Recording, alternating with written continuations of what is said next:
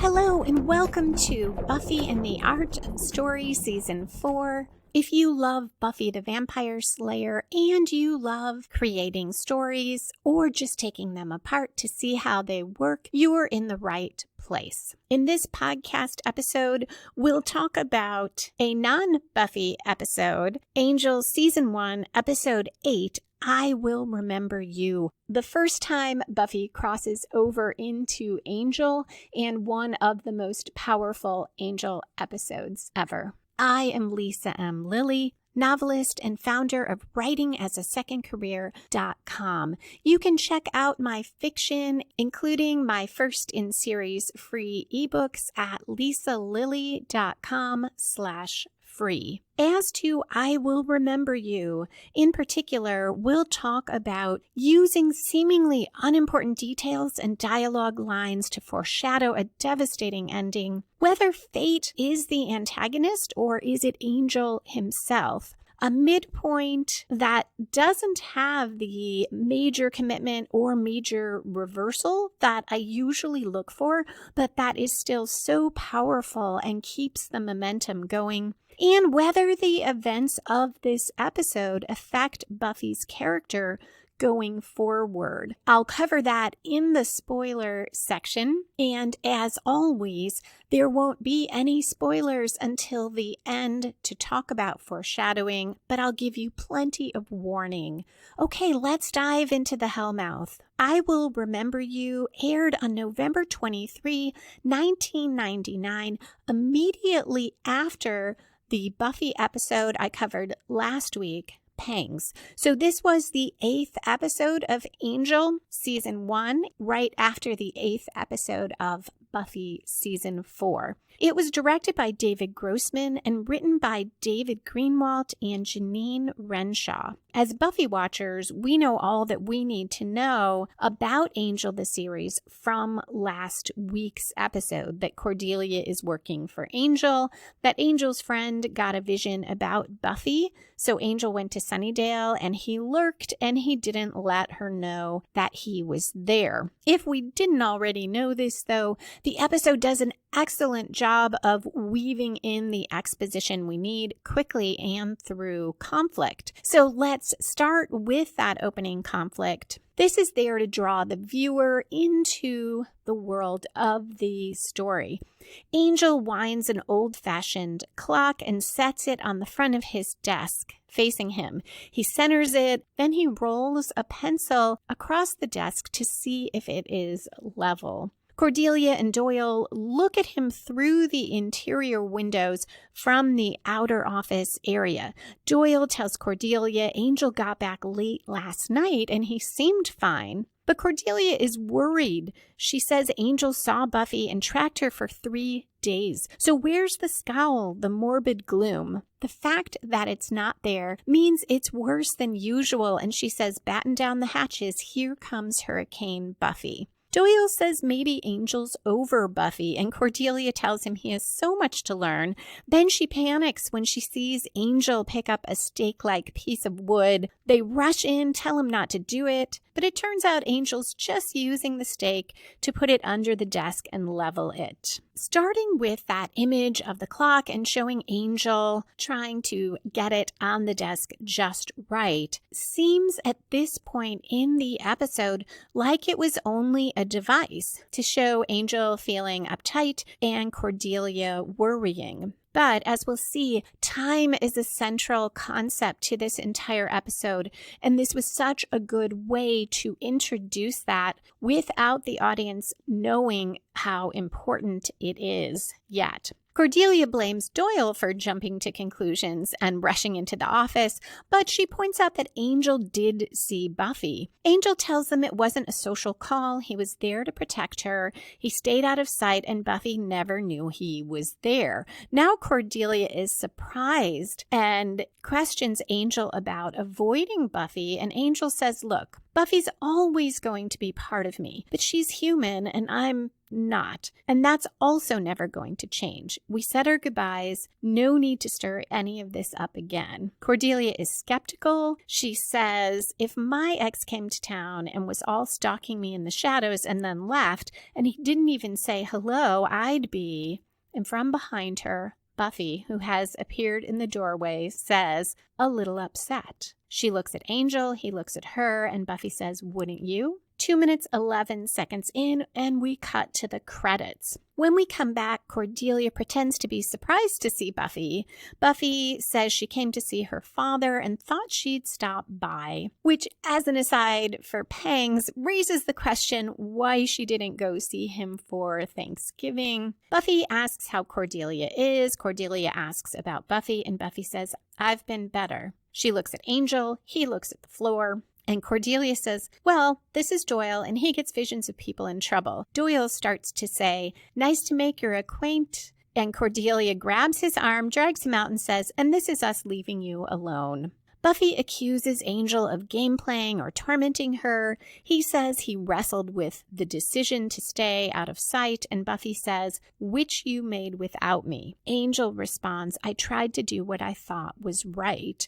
This theme will return, or this conflict between Angel and Buffy, and it's one way of foreshadowing what is to come, and it goes to the heart of the current conflict as well, where Buffy is mad at Angel for not letting her in on what was happening. He tries to tell her it was complicated, it's a long story, and Buffy says, your new sidekick had a vision, I was in it, you came to Sunnydale. So far, the whole episode has been great at using conflict to get out exposition, and that line is a terrific example of it.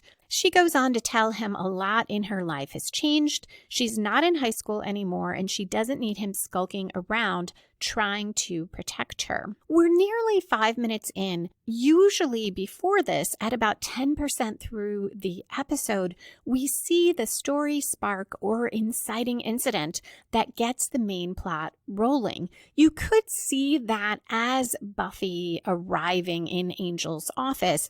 That would be early, only about 5% through. But you can have an early story spark. The reason I think that isn't it is because the Angel-Buffy relationship, maybe not relationship, but their reunion, as powerful as it is in this episode and as heartbreaking as it will turn out to be, is a subplot.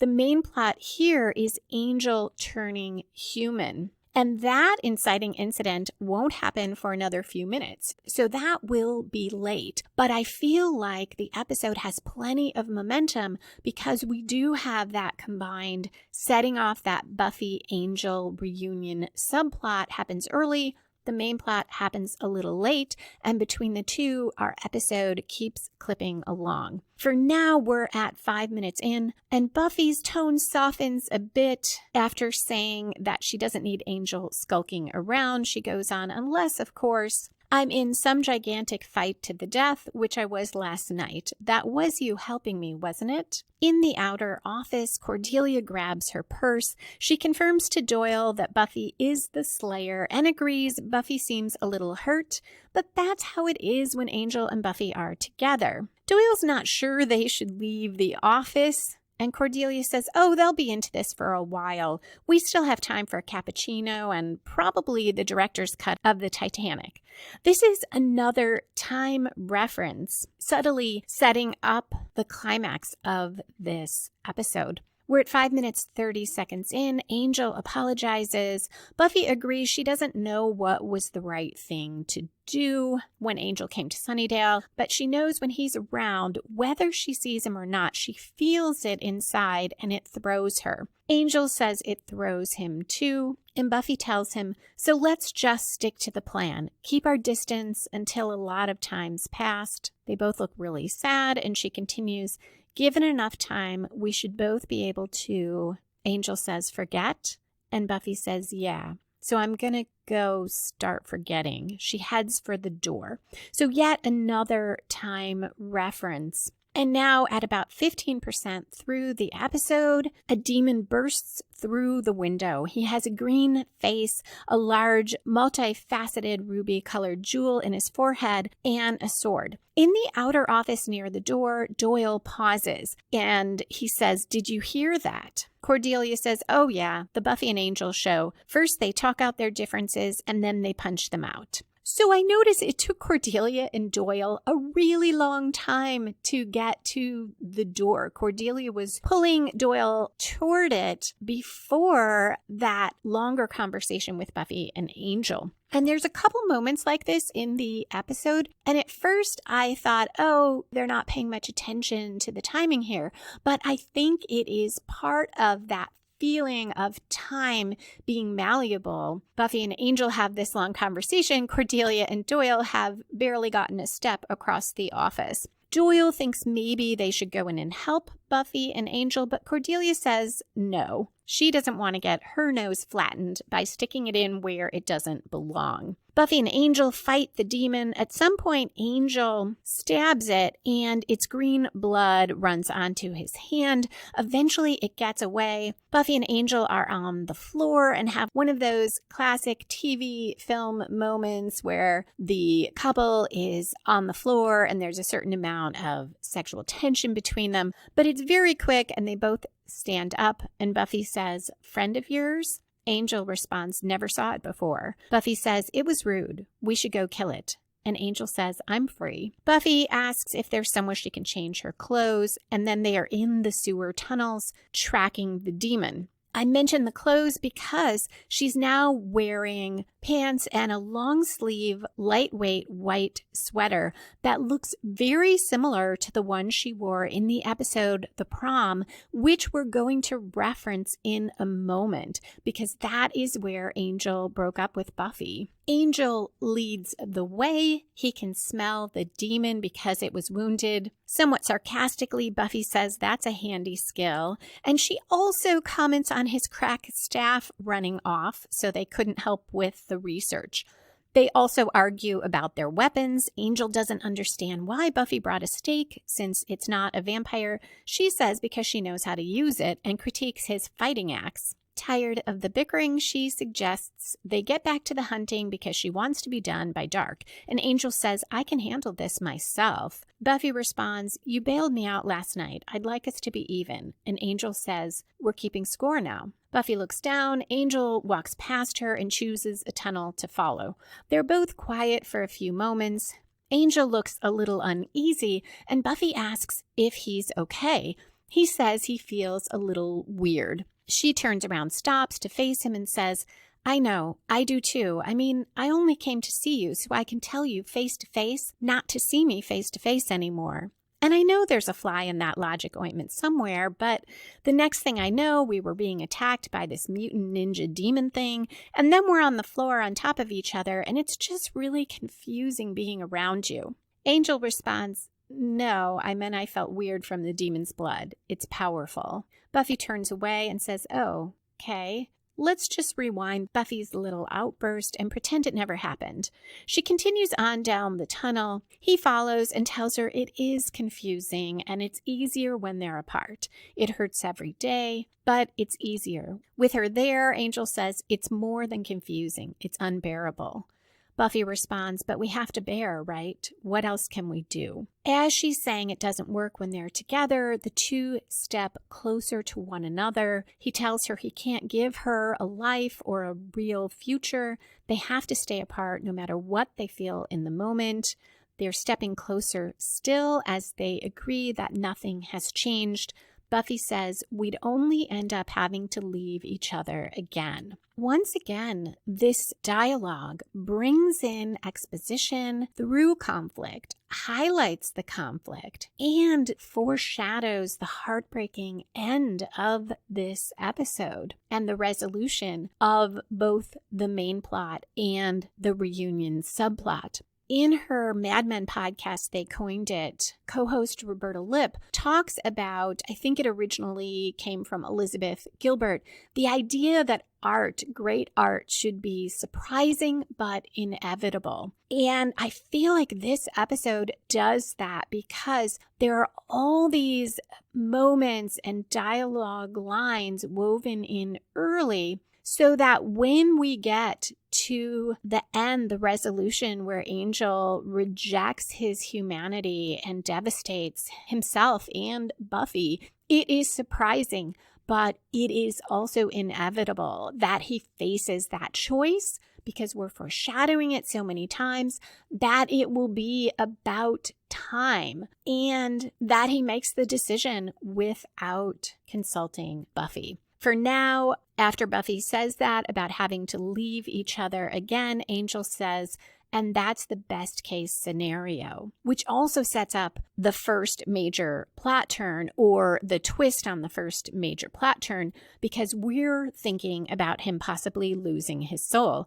Buffy responds, boy, I was really jonesing for another heartbreaking sewer talk. That reference to the prom where they had that conversation. The tone has shifted again. We're about 11 minutes in, so we're right around 1/4 of the way through, and her undertone again has become somewhat angry. He apologizes. Buffy turns back and tells him she's on the brink of something good at home now that he's, and Angel says, out of the picture, and tells her that's why he left. Buffy says, can we just find this thing and get this finished? They see a metal ladder up the side of the tunnel into the sunlight. Buffy says, what if the demon went up? Angel can't follow him there, but Buffy can. Angel doesn't want her going after the demon alone, another foreshadowing of what's to come and of Angel's issues. Because Buffy goes after demons all alone all the time in Sunnydale. As Angel says it, though, Buffy has already stepped onto the ladder in a shaft of sunlight. He tries to touch her arm and has to pull back because the sun burns him. A great visual of their conflict and everything keeping them apart. Buffy tells him it's best all around if they split up, and she can handle it. He tells her about a place where demons go to get patched up. Maybe that's where the demon is. And he tells her to be careful, and she climbs up into the light. Another great visual. At 12 minutes 42 seconds in, the demon who has been stalking Angel through the tunnel attacks. They fight. During the fight, it slashes his hand with its sword, and he bleeds. He vamps out, there's some more intense fighting, and Angel kills the demon. More of its blood drips onto him and into the cut on his hand, and Angel falls to his knees.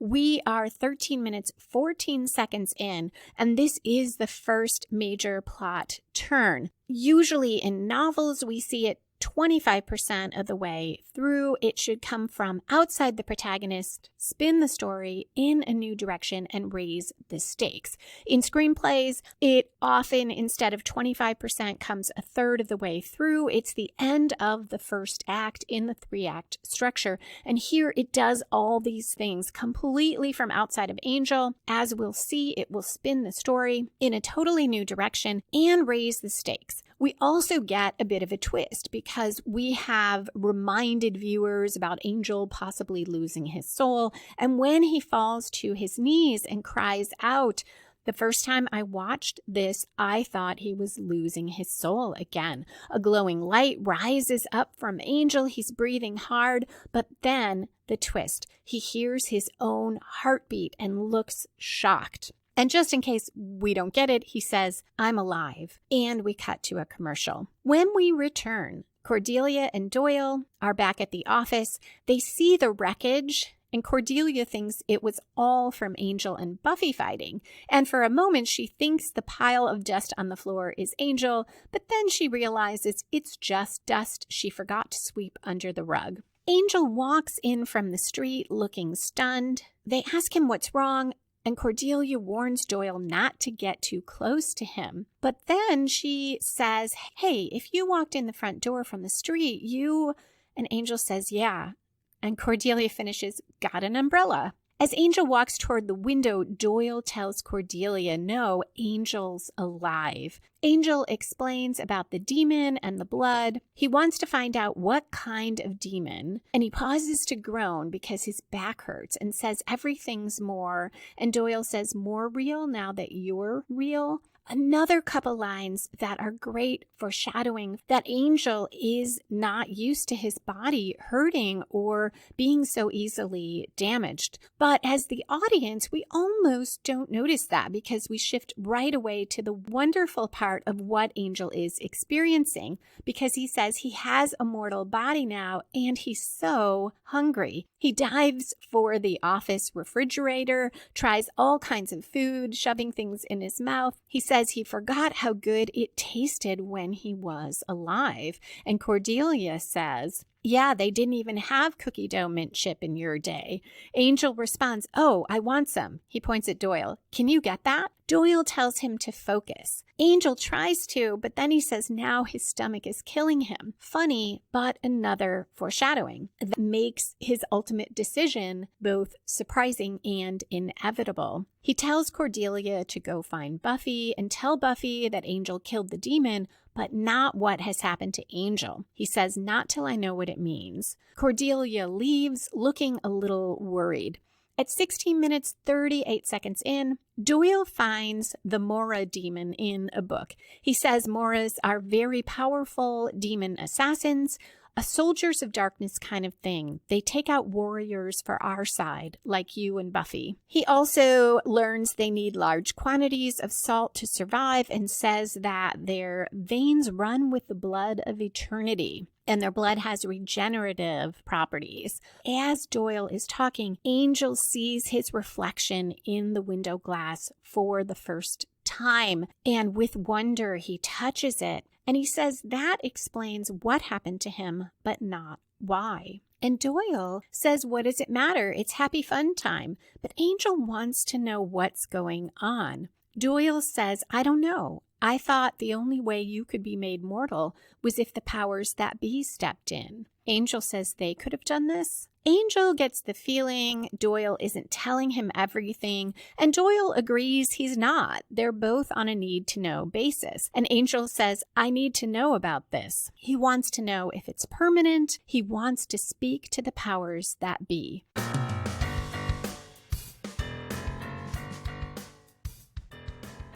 We have a couple listener comments here. Roberta Lipp of the Mad Men podcast, They Coined It, commented on the whole of season 4, but particularly about the initiative. She said, seems like most of this season so far has been hard to nail down in terms of story structure without the full season as context. Fans do not favor this season and attribute it to Riley and the initiative, but weak individual episodes could be a bigger contributor to the meh. Roberta goes on, and based on your analysis, seems like they decided to radically change things up. My guess is as sort of a distraction from the change to college. In retrospect, that choice was too destabilizing for a season where every other norm was already broken. The viewer was not grounded. They really had a big challenge on their hands. If you just lift the old premise and drop it into college, that would have been thin. And that made me think about the entire metaphor for the first 3 seasons of High School is Hell. And I hope to revisit that at the end of season 4. What is our season-long metaphor? Because obviously High School is Hell doesn't work when you're in college. As I responded to Roberta on Twitter, high school, most of us are more or less stuck there. So that idea of high school is hell and you're stuck in it, that makes a lot of sense. It resonates with a lot of people. But college is, for those people who are there, a choice they made. They may have been pressured by family or outside forces, but they don't have to be there in the same way you do for most of high school. It's a different experience. So what do you do when your main show metaphor is gone? So thank you so much, Roberta, as always, for your insights. There's also a comment from Elaine on the Buffy and the Art of Story Facebook page, and she says, I love your podcast. It's so thoughtful and focused, and you clearly prepare and edit. And she goes on to say she tried other podcasts, but there's too much about just what the hosts love or don't love, and they don't break down a plot structure or have real insights on characters, so thank you. And thank you to you, Elaine. I really appreciate your comment. It's good to know that my delving into the story elements and the character aspects is something that you are appreciating and enjoying. If you would like to comment on Buffy and the Art of Story and join the conversation, you can do so on Twitter. Look for me at Lisa M. Lilly, #Buffy Story. Go to the Buffy and the Art of Story Facebook page. Head over to my website, lisalilly.com/Buffy Story. I also started a Buffy and the Art of Story Pinterest page. Not sure how much I will do with that page other than pinning the episodes, but it's always good to have a reason to look at more Buffy and Angel images.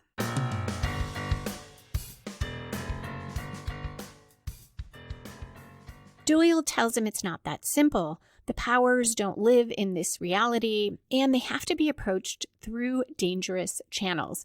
Angel tells him to start approaching. We're at 17 minutes 42 seconds in, and Doyle says, maybe we could try the oracles, but hey, if they turn you into a toad, don't say I didn't warn you. We cut to an underground stone chamber with a marble archway that is blocked by what looks like a sheet of marble. There is writing on the archway. Angel translates saying, the gateway for lost souls is under the post office. Doyle sprinkles some powder in a font at the center of the room, says an incantation, and lights a fire. The doorway opens with a flash of light, and Angel steps through. We're at 18 minutes 36 seconds in, so about 3-4 minutes from the midpoint of the episode. The oracles look like a man and a woman. They wear dark togas. Their skin is gold. The male one calls Angel a lower being, but both of them are unhappy that Angel brought no offering. He takes off his watch. The female oracle puts out her hand and it flies to her, and she says, I like time. There's so little and so much of it. She is stating one of the themes of this episode. And again, it happens almost without us noticing. The male scoffs when Angel asks if the powers that be made him human. Did Angel save humanity, avert the apocalypse? The female says, you faced a Mora demon. Life goes on. They confirm he's not poisoned or under a spell, that from now on he'll live and die as human with all the attendant pains and pleasures. The male says, that which we serve is no longer that which you serve. You are released from your fealty. They turn their backs, walk toward a tunnel, and at 19 minutes 48 seconds in, Angel says, that's it, I'm free. The female waves her hand, and Angel is thrown out. Doyle catches him. He thinks Angel didn't get in to see the oracles at all, as no time has passed for him. Angel is confused, and Doyle says, look at your watch. Angel responds, I can't do that, Doyle. Next time, remind me to bring a gift. Almost as an aside, we establish that time is different for the oracles than in the human world. Angel tells Doyle it's real. Angel is free, but it's overwhelming. A whole life is spread out before him. And Doyle says, so the question is, what do you want? So far, we have had an almost constant escalation of conflict. And that is part of why, though the type of commitment I usually look for at the midpoint of the episode, the protagonist throwing caution to the wind, committing all into the quest, doesn't come until later. The episode has so much momentum anyway. And part of it is we are very close to halfway at 20 minutes, 37 seconds in, and we get an emotional moment, almost a catharsis for the audience for all the time that Buffy and Angel have been separated. And that too makes the episode so strong and makes the middle very strong, though the plot point I usually look for there is a bit later. We cut to a beach and Buffy is walking towards the water. We see her from behind. The look of the scene reminds me of the Buffy season 2 pilot, Anne, where Buffy is standing on a beach and Angel comes up behind her and tells her he'll be with her forever, but it is a dream. Now Buffy senses something and turns around. Angel strides under an archway covered with vines and leaves and into the sun. Buffy looks puzzled at first. He looks very serious and intent. He reaches her and they kiss. The Buffy Angel theme music plays and we cut to a commercial. So this amazing hook. It feels like it could be that midpoint commitment because Angel now, after hesitating, wanting to be sure what will happen, has made this choice, this commitment, but there is something greater coming. 21 minutes, 38 seconds in, we close up on that clock on Angel's desk. It seems like it's just an establishing shot to let us know where we are when the scene changes. But it is another detail weaving into that theme of time, but also into foreshadowing that conclusion of the episode. Cordelia is in the outer office picking at a plant she claims was thriving only this morning. And she says, "I'm telling you, where she leads, dark forces follow." Doyle says Buffy gave it mites. Cordelia says, "How else do you explain it?" And Doyle responds, "Jealousy." Cordelia scoffs and tells him, jealous or not, things are about to get terrible. Angel and Buffy have been down in his apartment for over 2 hours. Doyle says, don't they deserve a little happiness? And Cordelia tells him she needs to explain the lore and says, they suffer, they fight, that's business as usual. They get groiny with one another, the world as we know it falls apart. These lines are telling the audience what's to come. And also setting up that Angel is about to make that major commitment. Doyle says Cordelia can't be sure that he and Buffy are, and Cordelia says, oh please. They've got the forbidden love of all time. They've been apart for months. Now he's suddenly human. I'm sure they're down there just having tea and crackers. We cut to Angel pouring tea for Buffy. They sit opposite each other at the long ends of his kitchen table, drinking tea, but Buffy turns down any more of it. We're at 22 minutes, 50 seconds in, and Angel says, I'm really sorry I kissed you like that. Buffy says, you are? Angel clarifies, not for the kiss itself. And Buffy responds, good, because as far as kisses go, I thought it was well above average. This conversation doesn't quite fit with Cordelia saying that they have been down there for over 2 hours.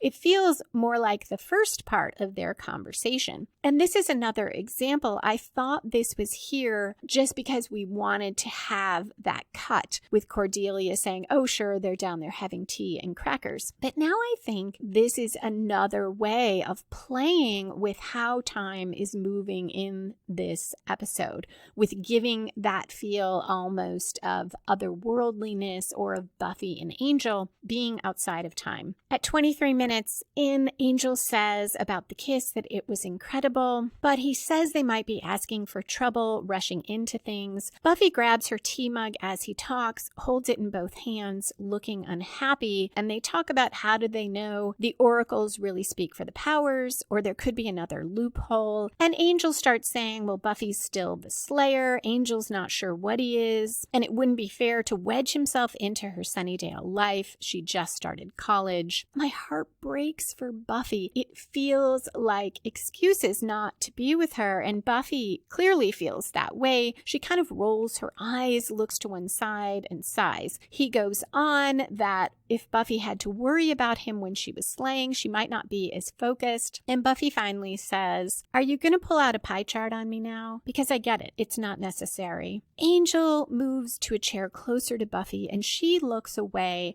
as he tells her he's not saying he doesn't want her, just that it's worth the wait to know it's right. And Angel says, I need to be sure you won't get hurt again. Another echo of the prom. He was breaking up with her because he couldn't give her the future or the normal life he was sure she'd want. And he was doing it to protect her after he had that dream about her bursting into flames if he married her. All of this, as with earlier scenes, it is such an intense conflict between them right now, and it encompasses everything that is to come, though we don't realize it, including when he talks about Buffy possibly being distracted if she had to worry about him. And now we'll see Buffy's reaction. First she says, it's a good thing I didn't fantasize about you turning human only about 10 zillion times. She gets up and walks over to the kitchen counter, her back to him, and says, "'Cause today would have been a real letdown." He says nothing for a moment. Buffy takes a breath, turns around, looking calmer, and asks how the mature plan goes. Does he call her? Does she call him? Angel joins her at the counter and says, "We stay in touch, just not," and Buffy says, literally. She says, okay, starts to walk away, saying that she better. Angel cuts in, remove the temptation. Buffy turns around and she puts her hand lightly on his, which is resting on the stove. Maybe I'm reading too much into it, but I have to think the stove is not an accidental metaphor. The idea that you touch the stove, you touch the fire, and you get burned. At 25 minutes, 15 seconds in, they both look at their hands, then lift them while they are still touching and embrace each other and kiss. Angel sweeps everything off the table. They kiss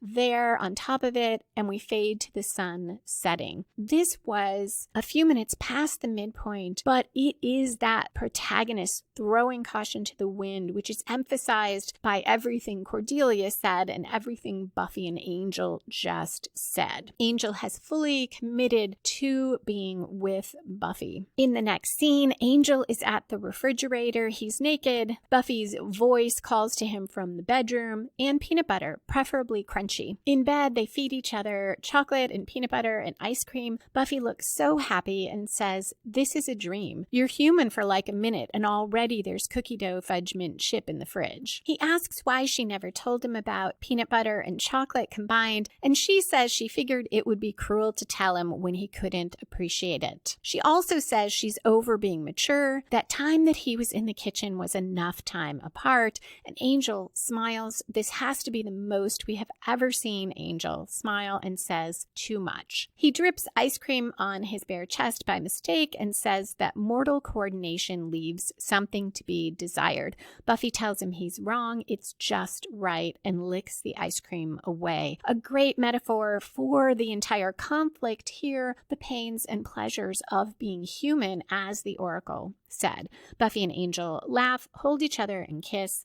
And we cut to Cordelia saying, "Well, this is all working out nicely. I'm out of a job." She and Doyle are drinking at a bar. Doyle is happy for Angel and for himself if it means he's off the hook with the powers that be. Cordelia puts her head on her arm. "Oh God, what am I going to do? I'm good for exactly two things: international superstardom or helping a vampire with a soul to rid the world of evil." That makes for a short but colorful resume. Doyle's glad whatever else happens, he'll be rid of the bone-crushing, head-wrenching, mind-numbing visions. So of course one hits him. It's of one of the Mora demons, and he tells Cordelia, "We got trouble." At 28 minutes in, we cut to Buffy and Angel in bed. Buffy tells him, "I'm so glad we didn't logic ourselves out of this." They agree they'll make it work. Buffy says she's so sleepy, but she still wants, and Angel says, "What? You couldn't possibly. I mean, not that I wouldn't." She tells him no, she's spent, pleasantly numb, but she wants to stay awake, quote, "so this day can keep happening," close quote. Angel tells her it's late. We'll make another one just like it tomorrow, which goes to that surprising and inevitable idea. I mean, this is how you make that happen. Not knowing what's to come, Buffy sighs happily and says, "Angel, this is the first time I've ever really felt this way." And Angel says, "What way?" And Buffy answers, "Just like I've always wanted to, like a normal girl, falling asleep in the arms of her normal boyfriend. It's perfect." Angel kisses her hair as she drifts to sleep.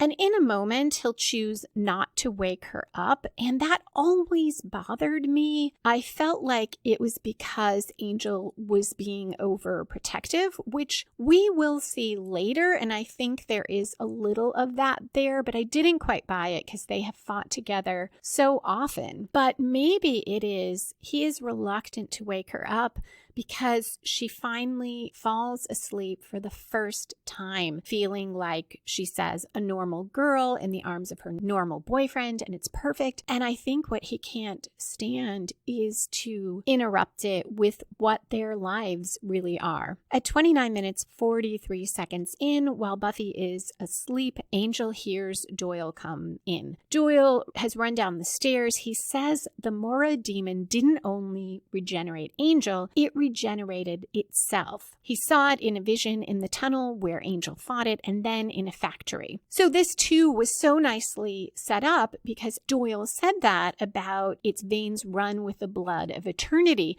So it makes perfect sense that it comes back and it doesn't feel artificial. Doyle also says he thought he tasted salt, and Angel remembers the demon needs that to live. Angel says he'll have to kill it again, and when Doyle reminds him that he's human now and the powers that be released him, Angel says, "You want to let that thing roam free?" And this tells us so much about Angel and what he'll do later, that he can't abandon his mission. It also is part of what makes me struggle with the antagonist here. In the demon subplot, the demon is obviously the antagonist, but that is almost a side issue to the main plot here, which is Angel struggling with what humanity means to him, with the option to be human. Is the antagonist in that plot fate? Because the powers that be could be seen as fate, and they still send Doyle this vision. Even though Angel is human, something happened that they didn't expect and didn't control, and now they are reaching in to try to put things on track. At the same time, Angel's immediate response of "I have to kill it again" suggests the antagonist is Angel himself, or at least his need to have this mission or his desire to be a warrior in this fight.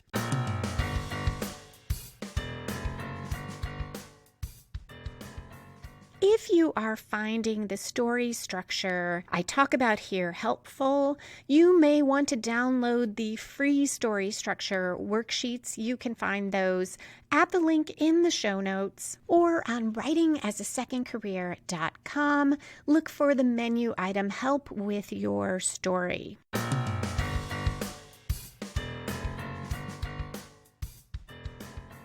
Angel tells Doyle there's a saline plant in Redondo. They'll start there. And Doyle says, "I think maybe we ought to bring someone a little supernatural." And they look at Buffy sleeping, and he says, "Don't you want to wake the girl?" And Angel says, "Not for the world." So we could see this as the three-quarter turn, that last major plot point that arises from the midpoint and spins the story in yet another new direction. But there is a greater turn to come. At 30 minutes, 55 seconds in, we're outside the factory. Doyle tells Angel the demon will not just come back, it will come back stronger. And again, he wants to go get Buffy. Angel says if it's going to work with Buffy, Angel has to be able to do these things on his own. He can't risk her life every time a minion of hell shows up. More evidence for the idea that the antagonist is Angel, because really, Angel, Buffy's whole gig is fighting the minions of hell. That's what she does. I feel like it is more that Angel is not willing to be a sidekick. And maybe that's why Buffy, in her line summing up what happened, says, "Your sidekick had a vision." Doyle tells him the book says to kill the Mora demon, quote, "One must bring darkness to 1,000 eyes," close quote. They come across some slaughtered humans, and Angel staggers. Doyle tells him that it's never an easy thing to see. Angel responds that he's going to kill this thing. Doyle says, "Just remember, it's brutal, deadly, and he looks up and says, "Here." At 31 minutes, 56 seconds in, the demon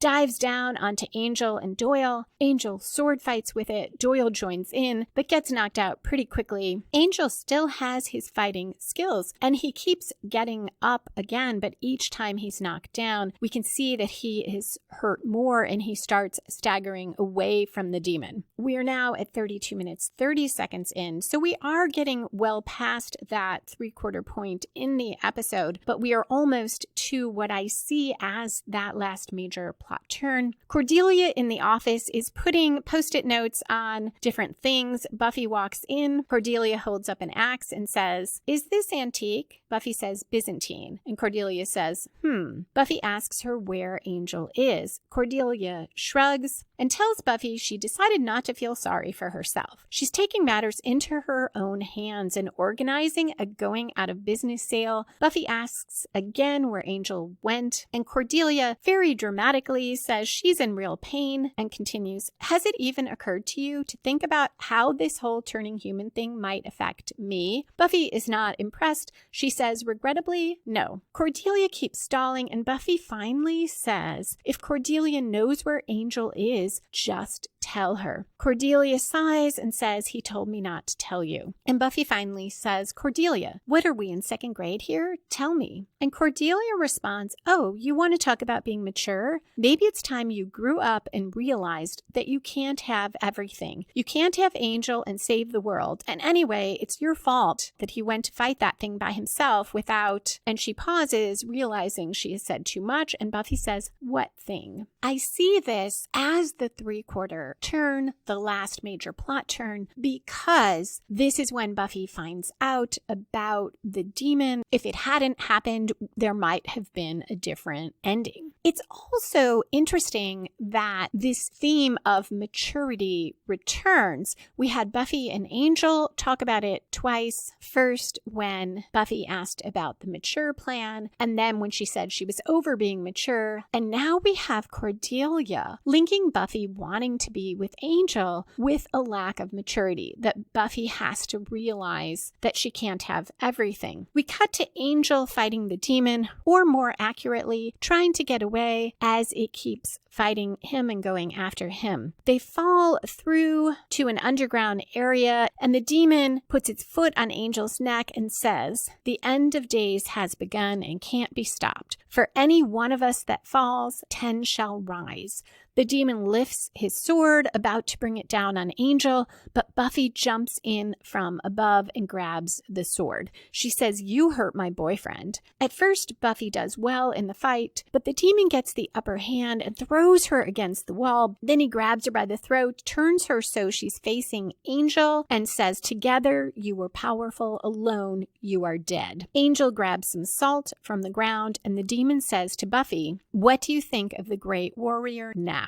Angel stands and runs toward the demon and says, a little bland needs salt. He flings the salt in the demon's eyes. The demon cringes and drops Buffy, but it doesn't take too much more fighting before Angel is on the ground again. This line from the demon, what do you think of the great warrior now, also hints at this choice Angel is going to make and adds to the idea that maybe Angel is also the antagonist here. As Buffy and the demon fight, Angel sees the light glinting off that multifaceted jewel in the demon's head and says to himself, 1,000 eyes. Buffy is fighting the demon face to face, and Angel yells at her that she has to smash the jewel. So this is very much the role that Xander or Willow or Giles might take, but she is the one who prevails. She grabs a ball on a chain, swings it around, and flings it at the demon, hitting his head and breaking the jewel. Light shoots out of him in all directions, and he disintegrates. Buffy runs to Angel, who is on the ground in terrible pain. This is so telling if you look at it in the context of pangs. Last week, when I talked about pangs, I commented on how Angel's presence in the episode seems almost unnecessary. Yes, he helps Buffy, but it's unclear that she couldn't have prevailed without him, and she is the one who kills Hoos. And I said, it's her show. We don't want Angel to sweep in and save the day.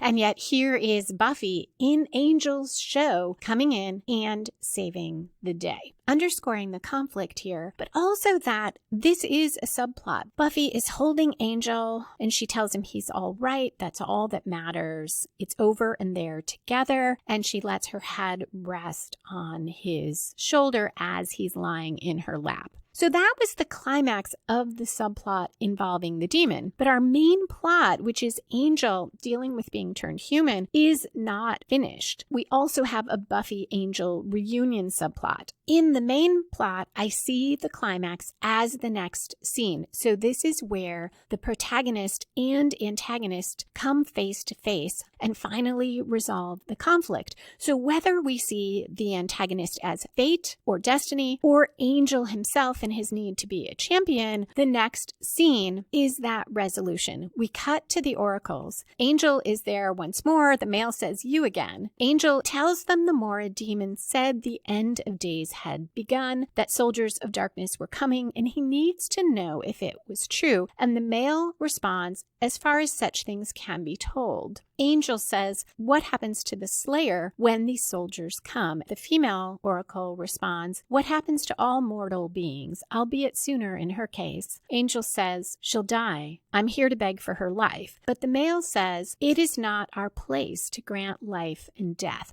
The two oracles turn away, and the angel says, "Then I ask you to take mine back. Look, I can't protect her or anyone this way, not as a man." The female turns back to him and says, "You're asking to be what you were, a demon with a soul, because of the Slayer?" And the male says, "Oh, this is a matter of love. It does not concern us." But Angel argues, "The Mora demon came to take a warrior from your cause. It succeeded. I'm no good to you like this. I know you have the power to make this right. Please." So here's my question. Is this a matter of love? Angel says he can't protect Buffy. And he is afraid she'll die, but he also knows from season 1 in Buffy that prophecies can be subverted. We don't know if that is true in this world, but the male's comment, "as much as such things can be told," suggests it. So is Angel's motive that Buffy will die, or is that just the reason that he gives? The male sounds a bit kinder now, but he says, "What is done cannot be undone." But the female oracle says, "What is not yet done can be avoided." He tells her temporal folds are not to indulge the whims of lower beings. And the female says, "You are wrong. This one is willing to sacrifice every drop of human happiness and love he's ever known for another. He is not a lower being." I feel like this line tells us what the episode wants us to believe about why Angel made his choice, that it is about love for Buffy, and that is consistent with his making the same type of decision in the prom. The oracles tell him they can swallow the day as if it never happened, 24 hours from the moment the demon first attacked. Angel says, "Then none of this ever happened, Buffy and I. But what'll stop us from doing the exact same thing?" And the female says, You alone will carry the memory of this day. Can you carry that burden?" We don't see his decision. That is the end of our climax. So the last moment is left to our imagination, which is so powerful. Now we are in falling action, where we tie up loose ends and resolve the subplots. So here, part of it will be finding out Angel's decision, and we'll also resolve the Buffy-Angel reunion subplot. And this has to be the most emotional and powerful subplot resolution that we have seen in all of Buffy. And it calls back to the end of season 2 and that heartbreaking moment between Angel and Buffy. So we cut to a clock on the wall. The second hand is ticking. We hear it ticking. It's almost 9 o'clock. Buffy paces. Angel comes downstairs. The look on his face worries her, but he tells her nothing happened and then admits that he went to see the oracles. So he didn't even tell her he was going to see them, and that he asked them to turn him back. And she says, "What? Why?" Angel responds, "Because more than ever, I know how much I love you." He goes on, "And if I stay mortal, one of us will end up dead, maybe both of us." He tells her the Mora said more will come. Buffy says more more always come and argues that it's her problem now,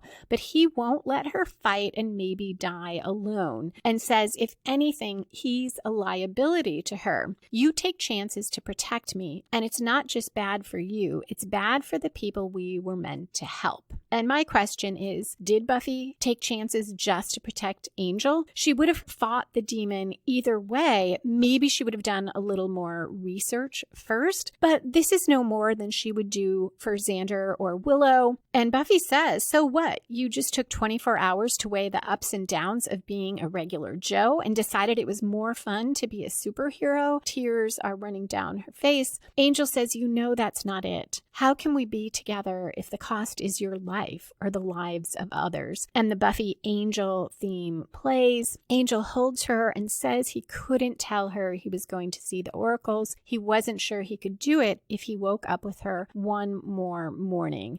She is still crying, but she says she understands. He explains about the oracles taking back the day, and Buffy says, when? And he tells her another minute. She says, a minute? No, it's not enough time. And Angel says, we don't have a choice. It's done. Buffy says, how am I supposed to go on with my life, knowing what we had, what we could have had? He tells her she won't know. It never happened. And she says it did. She knows it did. They kiss. She turns and sees there are only seconds left and says, oh God, it's not enough time. Angel whispers, shh, and please, and holds her. And Buffy says, I'll never forget. And she repeats that until there's a flash. 42 minutes, 18 seconds in. Angel squeezes his eyes shut and opens them. And he's back in his office, and Buffy is saying, so then let's just stick to the plan. Keep our distance until a lot of time's passed. Given enough time, we should both be able to, and Angel says, forget. And it's a different inflection when he says it this time. He is whispering and he looks odd. And Buffy says, yeah, so I'm going to go start forgetting. The demon bursts in. Angel kills it quickly, shattering the jewel, and Buffy says, that was unreal. How did you know how to kill it? Angel responds, it's a Mora demon. I've had a lot of time to catch up on my reading. Buffy nods and says, yeah, okay. So I guess we've covered it, right? Angel says, we did. Buffy says, that's all there really is to say. Angel takes a breath, glances at the floor where the clock from the desk is lying there, shattered, and he says, yeah. Buffy has already walked out, and to himself, he says, that's it. And we go to credits. I talked in the bonus episode for patrons on Angel Season 1, Episode 1 about the mission statement of Angel, the series. Though this is Episode 8, I think this is also key to the mission statement because here Angel chooses to be a champion. Yes, he chose it in flashbacks when he chose to help Buffy, and then in the first episode of Angel. Here, though, he is offered something that he has wanted so much, to not just have a soul, but be human and to be with Buffy. He has truly committed to being a champion. I said last week, I see this as a Buffy episode, but you could watch all the rest of Buffy without watching this episode because we have this reset in the end that Buffy doesn't remember. I do think there might be some effect, though, and I will talk about that in our foreshadowing and spoiler section, which is next. If you are not sticking around for that, thank you so much for listening. And a special thank you to patrons who support the show. I hope you will come back next Monday for Something Blue, where a grieving Willow's will is done and her friends suffer the consequences.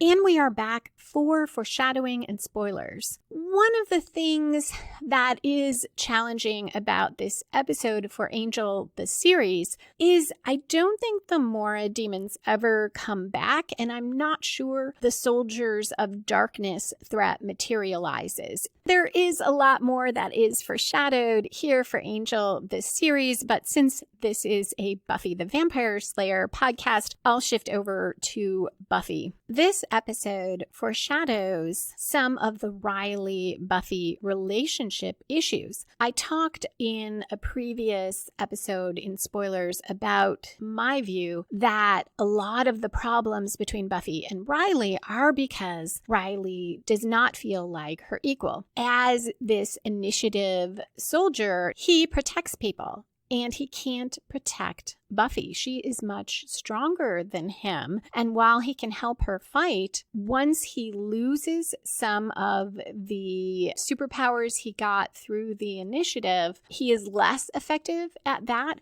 And he more and more struggles with being physically weaker and also needs Buffy to lean on him emotionally. This issue with Angel foreshadows that. No, Angel doesn't need Buffy to lean on him, but he clearly has a struggle with wanting to be able to protect Buffy, or at least be in the fight with her in a way that he can't be if he's human. And that does foreshadow Riley's issue. And so I have to ask, there are other serious issues with Spike, definitely, and I will talk about them when we get there. But of the love interests Buffy has, is Spike the only one who doesn't feel this need to try to protect Buffy, who is comfortable with Buffy being stronger than he is? As far as whether Buffy remembers any of this episode, she definitely doesn't remember it consciously, yet I do think it affects her. It's likely part of why she is so hesitant with Riley. We'll see when she finds out he is one of those military guys and he is also fighting the forces of evil. She absolutely wants nothing to do with that. And it's such a strong reaction against it that I feel like on some level, she is responding to the terrible pain, not just of how things happen with Angel in her memory, but also the pain of this loss that she cannot consciously remember. Also, when she comes again to Angel and she sees Angel holding Faith, her reaction to that has always felt off to me, because in the Faith episodes in Buffy season 4, Buffy comes to have an understanding of Faith. She literally walks in Faith's shoes. Buffy is angry when she finds out Faith had sex with Riley while in Buffy's body, but I don't think that completely undercuts how much Buffy learned about what it was like to be Faith. Yet when she gets to Angel, she acts as if that part never happened. Rewatching this episode, I think now that it is partly that Buffy seeing Angel comforting Faith, holding Faith, it looks potentially romantic. She cannot have that with Angel, and the idea that Faith can in whatever form is so distressing. So that is it for foreshadowing and for this episode. Thank you once again for listening, and I hope you'll come back next Monday for Something Blue, where Willow unknowingly casts a spell that puts all her friends in danger. You can find my fiction and back episodes of Buffy and the Art of Story at lisalilly.com. Music for this episode was written and performed by Robert Newcastle. Buffy and the Art of Story is a production of Spiny Woman, LLC, copyright 2021. All rights reserved.